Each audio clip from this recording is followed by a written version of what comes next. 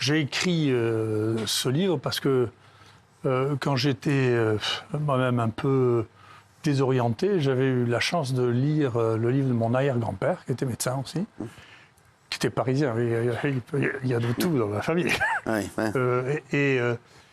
C'était extraordinairement instructif de voir toutes les étapes par lesquelles il était passé, les difficultés par lesquelles il était passé. Ça s'appelait du quartier à l'académie. Donc il parlait du moment où il était étudiant. Et donc j'ai trouvé que pour expliquer ou raconter comment les choses se passent et comment il ne faut pas se laisser émouvoir ni impressionner quand on croit qu'on fait les choses correctement.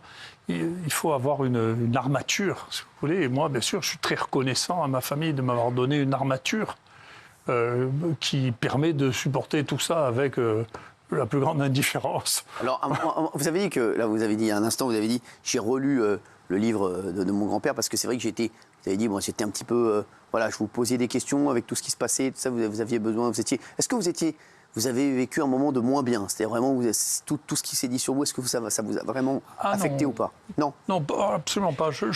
Moi, j'ai vécu ma scolarité de manière épouvantable parce que je m'ennuyais d'une manière atroce. Je me faisais virer partout. J'étais un très mauvais élève. Alors justement, déjà, vous dites, dès votre enfance, on remarque une chose, vous aviez déjà une tendance à être irrévérencieux, vous n'étiez pas fan de l'autorité. L'autorité, c'était pas pour vous. Hein. Non, c'est pas pour moi. C'est vrai. Dès le plus jeune âge, vous dites, je ne comprenais pas pourquoi les autres n'osaient pas faire des choses qui, de mon point de vue, semblaient parfaitement naturelles, comme la résistance à l'autorité et le refus de l'injustice. Ainsi, à Maison Lafitte, alors que j'avais 7 ou 8 ans, j'ai demandé un jour à aller aux toilettes, comme Raymond, parce qu'une envie pressante pesait sur ma vessie. Face au refus catégorique de l'instituteur, j'ai ouvert ma braguette au milieu de la classe et uriné par terre pour me soulager. Donc voilà, le professeur Raoult, il avait déjà son petit caractère. Hein. Non, mais c'est vrai, et ça, elle est importante, cette anecdote dans le livre. Oui, et puis encore une fois, moi j'ai trouvé, avant de trouver mon équilibre, j'ai honte de dire ça, moi j'ai trouvé l'équilibre à partir du moment où j'ai travaillé comme une mule.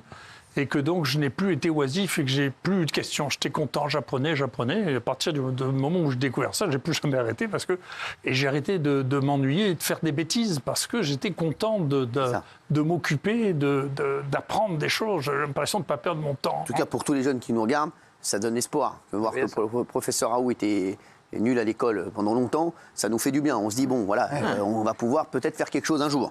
On découvre aussi chez vous un réel mal-être dans le livre, plus jeune, au point que vous avez été jusqu'à faire une fausse tentative de suicide, c'est ce que vous racontez.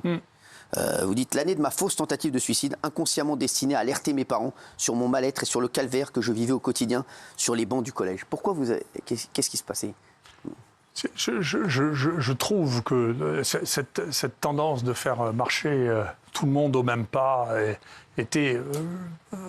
c'est très difficile. Et beaucoup de gens de mon époque, moi, ont des souvenirs extrêmement désagréables. Moi, j'ai des souvenirs extrêmement désagréables du lycée. Je pensais qu'une chose, c'est que ce soit fini ou à m'en aller. C'est ce que j'ai fait. Hein. Moi, je n'ai pas fait de première ni de terminale. J'ai passé mon bac en candidat libre. Tellement je m'ennuyais. Je voulais qu'une chose, c'est m'en aller du lycée. Vous vous ennuyez parce que c'était... Franchement, vous trouvez que c'était trop simple? Ou bien vous aviez des potes au lycée, tout ça? Oui, mais c'est-à-dire le lycée, les questions qu'on nous traitait ou la vitesse à laquelle les choses se passaient n'étaient pas intéressantes. Je m'ennuyais, c'est terrible l'ennui, vous savez. C'est une des raisons d'ailleurs pour lesquelles j'ai très peu participé à des rencontres ministérielles parce que rester 3 heures à écouter des bêtises, si vous voulez, parce que chacun se croit obligé de dire quelque chose d'intelligent qui ne l'est pas, si vous voulez, je ne peux pas le supporter. Et donc, je préfère rester chez moi. Voilà, c'est comme ça. Et donc, je m'ennuyais mais profondément, voilà. Et donc, l'ennui, c'était terrible pour moi. Mais j'ai mis longtemps avant de me rendre compte. Quand je me suis rendu compte qu'en réalité, la réponse, c'était de travailler, d'apprendre. Parce que la médecine, ce n'était pas votre grande passion au départ. Hein. Non, mais c'était compliqué. Vous savez, j'avais 16 ans en 68. Donc, c'est une époque très particulière dans laquelle on considérait que c'était un péché mortel de faire le même métier que son père, déjà. C'était comme ça. Voilà. C'était c'est une népotisme. Donc, en plus, on disait tous, les études, ça sert à rien. Et en plus, moi, mon expérience du lycée, c'était que vraiment, c'était ennuyeux. Et donc tout ça a amené, puis on avait un mythe breton de devenir marin. 2 de mes frères sont devenus marins d'ailleurs. La marine à voile est quelque chose qui nous tenait à cœur. Et puis voilà. Et puis au bout d'un moment, je me suis rendu compte que j'aurais fait un marin médiocre, que je pouvais probablement faire quelque chose dans un domaine dans lequel je ne me sentirais pas médiocre. Voilà. Si le grand public vous a découvert majoritairement en 2020, avec la pandémie du Covid-19, vous étiez déjà un véritable ponte de la médecine bien avant, puisqu'il faut savoir, la consécration pour vous, ça a été notamment quand vous avez reçu la Légion d'honneur. Pour vous, c'était une véritable continuité familiale. Vous dites, dans ma famille, cette famille de héros, j'ai trouvé ma place. J'ai été très fier quand je suis devenu officier de la Légion d'honneur. J'ai été la 4e génération d'officiers de la Légion d'honneur. Quand Napoléon l'a créé, il disait qu'après 2 ou 3 générations, le titre était définitivement acquis à la famille, ce qui correspond à un titre de noblesse. Ça, c'est une de votre plus grande fierté? En tout cas, si vous voulez, comme tout le monde, encore une fois, j'ai l'âge que j'ai, je fais partie d'une génération qui est ce qu'elle était. On avait un profond mépris pour les médailles. Tout ça, c'est des bêtises. Tout ça ne compte pas. Mais il se trouve que j'avais beaucoup investi dans les affaires collectives, puisque j'étais devenu un très jeune président d'université.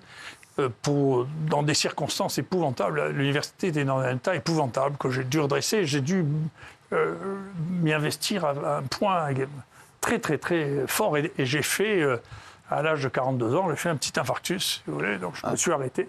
C'était le 8 mai 95.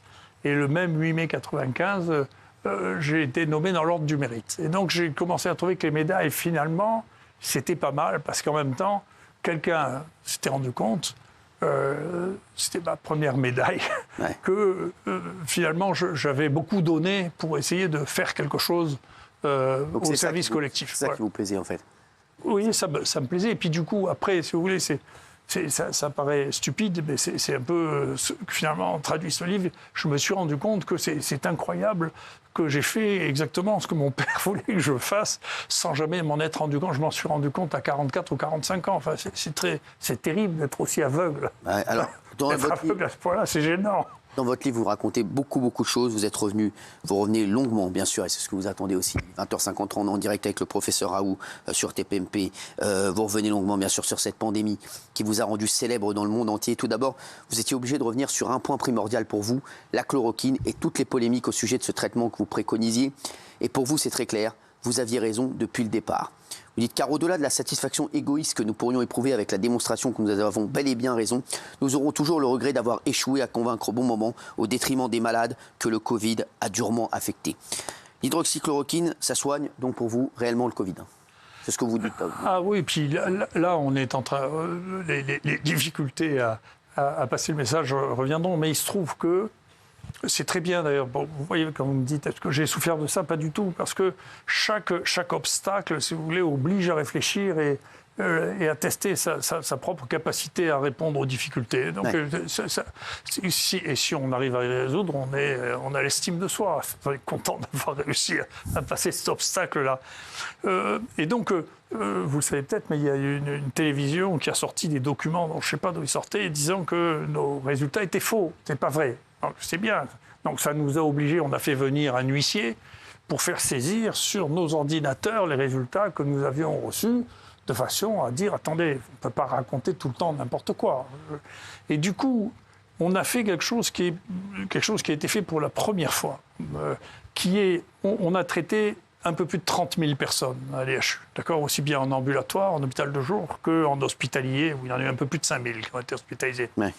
Et on a décidé d'avoir une approche et une définition de ce travail qui soit entièrement neutre, c'est-à-dire qu'il ne puisse pas être rendu subjectif par notre analyse. Donc on a pris 100%, on a fait contrôler par un huissier. Oui, parce qu'on est accusé de mentir, d'inventer les malades. Vous avez tout fait dans les règles pour montrer que...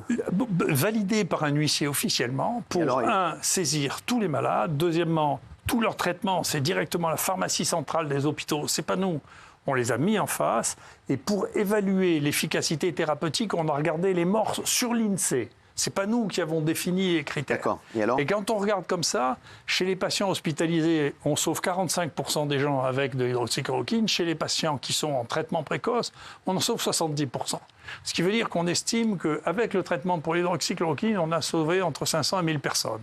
Si vous en faites une extrapolation au niveau du pays, je ne sais pas si vous voyez pourquoi ça suscite des réactions aussi violentes. Parce que si j'ai raison, ça veut dire qu'il y a plusieurs milliers de personnes qui auraient pu être sauvées quand même. Parce que ça a été très contesté, forcément. Voilà, et donc c'est vrai que vous avez aujourd'hui, avec du recul, vous êtes sûr de votre coup sur l'hydroxychloroquine.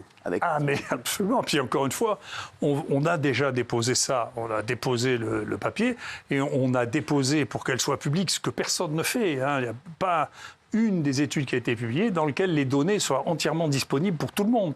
Donc je pense qu'on va faire un pas. Vous voyez, encore aux États-Unis, jusqu'à un passé récent, et c'était le cas, y compris pour Pfizer, pour le vaccin, les laboratoires avaient le droit de protéger de manière confidentielle les résultats de leurs études pendant 10 ans. Et nous, ce qu'on dit, c'est dès que vous publiez votre étude, les données doivent être immédiatement disponibles pour que tout le monde puisse aller les regarder. Et exhaustives. Alors, plus globalement, vous en voulez au lobby pharmaceutique, vous les défoncez dans le livre. La corruption dans ce milieu, vous le dites, n'est pas un fantasme. C'est très fort, ce passage. Les études peuvent être biaisées en fonction des pays où elles sont conduites, des stratégies thérapeutiques qui ont été adoptées et des intérêts financiers des grands laboratoires pharmaceutiques qui alimentent le marché. Et le fait de le dire, pour l'avoir moi-même constaté, ce n'est pas de mon point de vue du complotisme, mais du réalisme. Ce sont des faits, pas des hypothèses. La corruption est endémique, pas fantasmagorique. Avec des passages comme ça, il y a de plus en plus de gens qui lisent quand ils présentent le professeur Raoult. Moi, j'ai même vu des articles où ils disaient oui, TPMP reçoit même des complotistes, dont le professeur Raoult. Quand on vous dit vous êtes un complotiste, surtout quand vous écrivez des choses comme ça doit vous agacer quand même, non ? Non, je m'en fiche complètement. Si vous voulez, il y a un exemple que j'ai donné récemment parce que ça m'intéresse.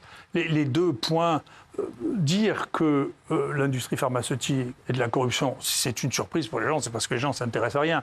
Globalement, à peu près toutes les grandes industries ont été condamnées à plusieurs milliards, d'accord, pour fraude aux États-Unis. En France, on ne les condamne pas, mais aux États-Unis, donc un de ceux qui a payé le plus, c'est pour l'histoire du Vioxx, 60 000 morts.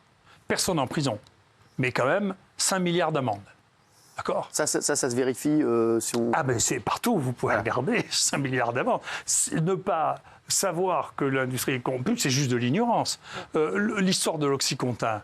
L'Oxycontin, c'est pas moi qui dis ça, c'est Obama. Considérait que ça faisait 100 000 morts par an, l'Oxycontin. Conseillé par McKinsey, ils en sont à plusieurs milliards, maintenant ils sont entièrement ruinés, parce qu'ils faisaient croire que l'Oxycontin, qui est un dérivé de la morphine, n'était pas addictif. Ce qui est quand même, il faut un culot terrible pour arriver à vendre ça. Et ça a été publié dans le New England Journal of Medicine, ça a été publié dans le Lancet, tout ça. Le Vioxx a été publié dans le New England of Medicine. Vous l'aviez signalé ça à l'époque, vous ? Ah, moi, je ne parlais pas du Vioxx parce que ce n'est pas un antibiotique ou ce n'est pas un anti-infectieux. Mais vous savez, il y a le rédacteur en chef du Lancet qui a écrit qu'ils étaient complètement corrompus, que leur financement majeur est celui de l'industrie pharmaceutique. Dans les 4 derniers rédacteurs en chef du New England Journal of Medicine, il y en a 3 qui ont écrit un livre en disant « Écoutez, on ne peut plus faire de recherche normale actuellement parce que le poids relatif, le coût relatif et la valeur relative de l'industrie pharmaceutique est trop important. » Ce qui est d'ailleurs, c'est pas étonnant. Ce qu'il faut comprendre, c'est que l'industrie pharmaceutique, c'est jamais qu'une industrie qui fait de l'argent. Il ne faut pas être plus bienveillant avec l'industrie pharmaceutique qu'avec celle des gens qui vendent du papier, du pétrole ou de n'importe quoi. La différence, c'est qu'on ne les traite pas de la même manière. Est-ce que vous trouvez raisonnable de penser qu'en Europe, on puisse n'avoir aucune trace de négociation d'un truc qui a coûté 41 milliards de dollars, il n'y a aucune trace de la négociation. Et c'est inouï. Le Remdesivir a une signature de Ursula d'1 milliard de dollars la veille du jour où l'OMS disait ça ne sert à rien. Et c'était les mêmes experts qui étaient dedans. Donc après, mon Dieu, si vous trouvez que c'est banal, il n'y a aucun domaine dans lequel on passe des contrats de cette manière-là. Donc il faut traiter l'industrie pharmaceutique. C'est utile, mais il faut le traiter. Les gens qui dirigent l'industrie pharmaceutique, ce qu'ils font, c'est de l'argent. Donc il faut le traiter comme une industrie ou comme des marchands ordinaires. Oui, qui ne sont pas traités, voilà, ils sont traités d'une façon qui n'est pas, pour vous, qui est pas logique parce qu'ils ne sont pas traités comme les autres. Vous trouvez qu'on oublie que l'industrie pharmaceutique, c'est une entreprise dans votre tête? En tout cas, c'est ce que l'on voit. Encore une fois, vous imaginez un autre domaine. Mais bien sûr, l'Europe n'a jamais fait un chèque pareil. 41 milliards de dollars, c'est hallucinant. Vous imaginez qu'il y a un autre domaine dans lequel on puisse dire, écoutez, on ne peut pas vous dire pourquoi on a pris ça. C'est la santé, parce que la santé, on se dit, voilà, c'est voilà, donc, pour ça, il n'y a aucune transparence, il n'y a aucune trace, il n'y a rien. Mais c'est inouï qu'on accepte ça. Alors, au sujet des vaccins, alors que vous n'avez jamais été un anti-vax, vous continuez à dire qu'on a été trop loin, trop fort, trop vite. C'est donc avec un certain effarement que j'ai vu ces digues céder sous la pression du Covid, et de tous ceux qui ont été responsables avaient peur qu'on vienne un jour ou à l'autre leur reprocher de n'avoir rien fait ou pas assez ou trop tardivement. Pourtant, nous, c'est-à-dire les infectiologues, savions dès le départ que vacciner absolument toute la population n'empêcherait pas la transmission du virus. Sur le vaccin, on s'est précipité ? Si vous voulez, pour analyser correctement l'efficacité et la dangerosité d'un vaccin, c'est théoriquement impossible de le faire en moins de 3 ans. Là, ça s'est passé en 3 mois. Donc la contagiosité n'a jamais été testée. On a testé que les gens qui étaient malades, pas les gens qui étaient porteurs. Jamais. D'accord ? Et donc... Et en plus, toutes les populations n'ont pas pu être testées en 3 mois. C'est-à-dire qu'on n'a pas testé les enfants, on n'a pas testé les femmes enceintes. Et donc, si vous voulez, on est arrivé dans cette situation d'affolement général dans lequel on ne pouvait pas soigner les gens, on ne pouvait plus rien faire, tout le monde allait mourir. Je vous rappelle que simplement la moitié des gens qui sont morts avaient plus de 85 ans quand même, hein, et qu'avant 50 ans, il n'y avait pas de mort quand même. Hein. Donc on a vendu, si vous voulez, l'espèce de catastrophe éminente pour laquelle il n'y avait aucune solution et pour laquelle il fallait avoir tout de suite une solution et généraliser. Nous, on a été le premier endroit à vacciner à Marseille, hein, parce que bien entendu, on a vacciné quand les gens demandaient à être vaccinés. On ne voulait pas vacciner les gens de force. Vous ne pouvez pas savoir, des gens étaient tellement affolés que les gens pleuraient de joie qu'on les vaccine. C'est inouï. La demande qui avait été suscitée était arrivée à un point absolument incroyable. Et donc, toutes les barrières qui permettent de prendre le temps d'évaluer quel est le risque et quel est le bénéfice ont été rompues. Les digues ont été rompues pour pouvoir tout de suite répondre à ce besoin, à cet affolement qu'il y avait à trouver une réponse immédiate. On vous en a voulu de dire des choses comme ça? On m'en a voulu. Oui, on vous en a voulu. Parce que vous êtes devenu persona non grata, parce que c'était vraiment ce qui se passait. C'est que professeur Raoult, je vous le dis, on même moi, l'a vu partout, et puis après on le voyait plus. Ouais. On l'a vu partout. Non, on voulait le voir partout. C'est-à-dire que le professeur Raoult ne voulait pas faire beaucoup d'émissions. Il acceptait certaines émissions. Il a accepté Laurence Ferrari. Il acceptait de faire des émissions avec nous. Mais tout le monde le voulait. Il choisissait les émissions qu'il voulait faire. Et c'est vrai qu'après, nous, je vous dis, je vois souvent, il invite le professeur Raoult. Oui, on invite le professeur Raoult et sachez qu'on continuera à inviter le professeur Raoult. Voilà, parce que j'ai vu des journalistes qui disaient ils invitent le professeur Raoult. On préfère inviter le professeur Raoult qui a des choses intéressantes à nous dire plutôt que des gratte-papiers qui disent des conneries sur des articles. Donc je vous le dis. Donc arrêtez de dire Cyril Hanouna invite le professeur Raoult. Je continuerai à l'inviter le professeur Raoult et il viendra quand il veut ici. Voilà, donc je vous le dis. Donc arrêtez de mettre ça, c'est insupportable. Voilà. Comme ça c'est dit. Tiens, vous aussi, vous mettez dans la gueule des collègues hein, dans le livre. Hein. C'est vrai. Sur les collègues, vous y allez aussi. Hein. Vous faites plaisir sur de nombreux collègues. Vous dites pendant que beaucoup de collègues faisaient de la politique sur les plateaux de télévision à Paris, nous avons continué à faire de la science à Marseille. C'est vrai. C'est pas mal ça. C'est pas nul ça. Je vais le reprendre. Pas comment, mais je vais le reprendre pour les gars. Non, mais c'est vrai. Hein, franchement, c'est. Vous en voulez à certains collègues parce que quand vous avez été mis à l'écart de vos fonctions, c'est vrai qu'on a senti vraiment qu'il y avait. Je sais pas, on a demandé votre tête. On a demandé votre tête. Ouais. On a l'impression vraiment qu'on a demandé votre tête, qu'on s'est dit le professeur Raoult prend trop de place, il est trop populaire, il faut le casser. C'est ce que vous avez senti? Non. Ça marche. Je sais pas, je pense que si vous voulez, je ne veux pas surestimer mon rôle. Je pense que si vous voulez, à un moment, il y a des gens qui symbolisent ou qui incarnent un problème en soi. Donc je pense que j'ai été ça dans l'occasion. Si vous regardez, il y a un truc qui est très...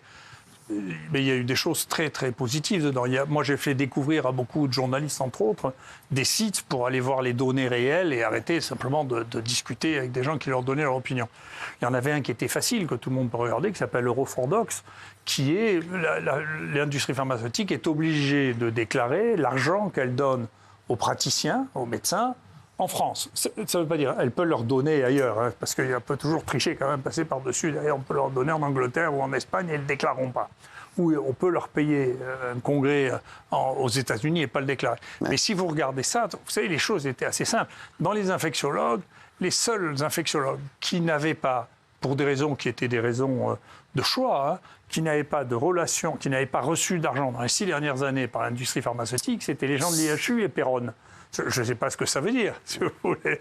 Donc, quand on a dit, vous savez, il y a des biais, il y a des conflits d'intérêts qui ne sont absolument pas déclarés. Il y a des gens qui touchent à la fois de l'argent. Moi, le premier, c'est pour ça que ça a commencé très vite. Dès que j'ai commencé à parler de la chloroquine, j'ai reçu des coups de téléphone anonymes, dont je sais maintenant qu'ils ne sont plus anonymes. C'est le professeur Raffi de Nantes qui m'a appelé. On l'a identifié grâce à la police. Il a été condamné, on peut le dire. Vous appelez, vous disiez et c'est lui, au téléphone la nuit à minuit. Ah ouais. Et donc, pour me menacer. Et donc, c'est celui qui était le numéro 1 de tous les financements. Il avait reçu 600 000 € de l'industrie pharmaceutique les 6 dernières années. C'était le numéro 1.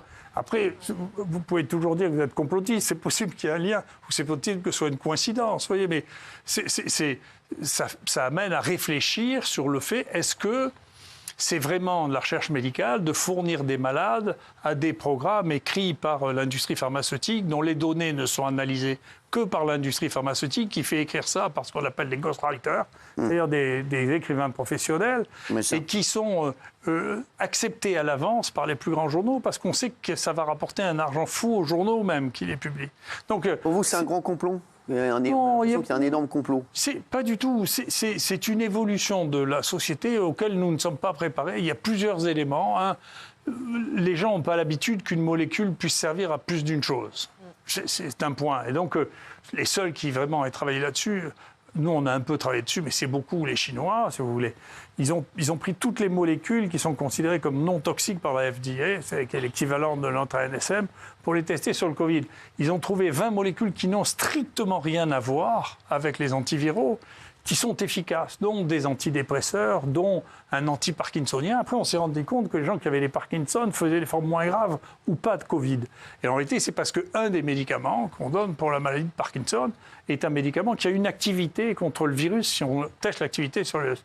Il y a des neuroleptiques qui ont une activité sur le virus. Donc, l'idée que chaque molécule a une activité unique, qui est juste celle pourquoi on l'a testée au départ, c'est un fantasme, c'est pas vrai. Donc, celles dont on sait au départ qu'elles ne sont pas toxiques parce qu'on les utilise depuis 20, 30, 40 ans, qui ne coûtent pas cher, parce que comme elles ont plus de 20 ans, elles sont plus protégées par des brevets, c'est celles qui devraient en priorité nous intéresser. Par exemple, on a regardé, on a retrouvé d'ailleurs des travaux pour ça. Quand on dit qu'il y a une très grande résistance des bactéries aux antibiotiques, nous, on a testé effectivement les 2500 molécules qui sont non toxiques. Et parmi celles-là, on a redécouvert que l'AZT, qui était le premier médicament qu'on donnait dans le sida, est un merveilleux antibiotique contre Escherichia coli. Ce que tout le monde avait oublié et que personne ne va recommercialiser, parce que ça ne rapporte rien. Donc, si vous voulez, on se heurte là. Si on fait passer une idée de cette nature-là, je ne sais pas si vous vous rendez compte des enjeux financiers monstrueux, mais pour tout le monde, pour l'industrie, pour les journaux scientifiques. Mais qu'est-ce que vous dites Didier Raoult, aux gens qui disent Didier Raoult, il a la grosse tête, vous leur dites quoi? Je ne sais pas. Mesurer, j'ai une taille de chapeau régulière. Non, c'est vrai, il y en a qui disent oui, Didier Raoult, le professeur Raoult, il a la grosse tête, il a la grosse tête. Alors, nous, je ne l'ai jamais vu ici, parce que ça se passe très bien avec nous, mais il y en a à ceux qui disent ça, c'est quoi? C'est une manière de vous attaquer, c'est quoi? J'en sais rien, honnêtement. Il faut leur demander à eux ce qu'ils entendent. C'est quoi votre relation avec Emmanuel Macron maintenant? On a beaucoup parlé de votre relation avec le président de la République. Un coup, vous étiez fâché, un coup, il vous consultait tous les jours, un coup, vous dormiez chez lui, un coup, il dormait dans un lit superposé. Okay, c'est quoi la vérité? Non, c'est ni l'un ni l'autre, et c'est des choses... Il vous a consulté à un moment? Ouais. À un moment, oui. Et après, plus... Il est venu vous voir directement à Marseille. Oui. Et après, il y a eu un... Si vous voulez, je ne peux pas dire que j'ai été convaincu par l'enthousiasme de la vaccination généralisée dont je pense qu'elle n'était pas... Il vous en a voulu pour ça? J'en sais rien, mais en tout cas, je vous rappelez ce que je disais, attendez, il faut aller prudemment là, parce qu'il y avait au moins 3 raisons qui laissaient penser que ça ne marcherait pas comme on prédisait que ça marcherait. C'est qu'il n'y a aucun vaccin qui marche pour les infections virales respiratoires. 0, si ça marchait, on n'aurait plus de grippe depuis longtemps. Donc, si ça ne marche pas pour la grippe, tous les ans, c'est parce qu'il y a un problème. D'accord ? Deuxièmement, moi j'ai su un peu plus tôt que les autres que ce virus mutait très très rapidement, ce qui était l'inverse de ce qu'on pensait sur les coronavirus pour des raisons techniques sur lesquelles je ne veux pas m'étendre, mais la véritable pandémie a commencé en Italie parce qu'il y a eu 2 mutations qui se sont passées. Une mutation dans la machine à reproduire le virus qui fait 100 fois plus d'erreurs que tous les autres coronavirus ne font. Et ces 100 fois plus d'erreurs, c'est ce qui explique tous ces variants. Donc là, tous ceux qui vont faire le rappel du vaccin, pour vous, c'est inutile ? Je ne sais pas si c'est inutile. De toute manière, pour tous les vaccins, il est question et pour toutes les actions médicales que l'on a pour les patients, c'est de faire la balance entre le bénéfice et le risque. Oui. Si vous n'avez aucun risque, si vous voulez, vous n'avez aucun bénéfice à espérer. Donc il y a une étude, indépendamment de l'autre, on trouve la même chose, des Suédois, très complète, très carrée, comme les Scandinaves, sur 10 000 personnes de moins de 45 ans qui font la maladie, il y a un mort. D'accord. Donc, et pendant la période d'observation, il y avait 10% de gens qui ont la maladie. Donc, ce qui veut dire que chez les moins de 45 ans, il y avait un mort sur 100 000. Donc, vous ne pouvez pas évaluer un vaccin permettant de montrer qu'il y a moins d'un mort sur 100 000. Ce n'est pas possible. Il faudrait que vous en testiez 1 million avant. D'accord. Donc, mais en revanche, comme la moitié des gens qui sont morts ont plus de 85 ans, si vous vaccinez les gens de plus de 85 ans, vous ne faites pas quelque chose de fou quand même. Vous faites quelque chose.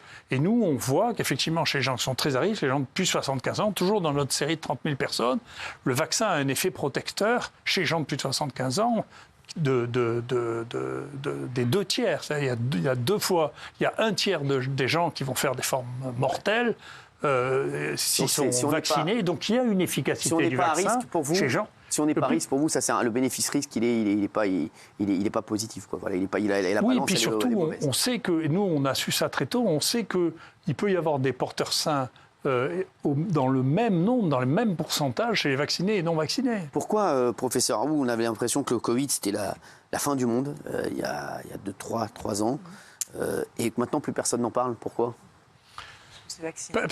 Si vous voulez, la fin du monde était... Il est toujours là, le Covid. Oui, mais la fin du monde était programmée. Donc, si vous voulez, ça fait...